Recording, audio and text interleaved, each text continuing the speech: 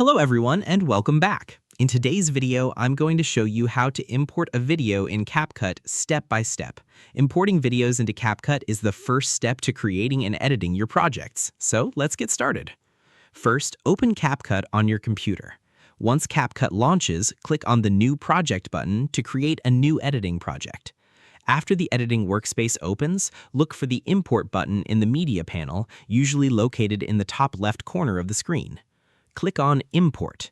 A file browser window will appear. Browse through your folders and locate the video file you want to edit. Select the video file and then click Open. The video will now be imported into the Capcut Media Library.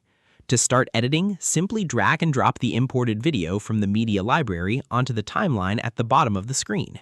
You can import multiple videos by repeating the same process.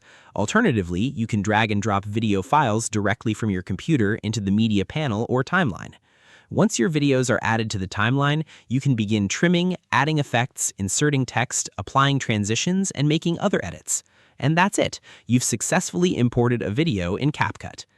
Thanks for watching this video. If you found this tutorial helpful, don't forget to like, subscribe, and turn on notifications for more Capcut tutorials and video editing tips. See you in the next video.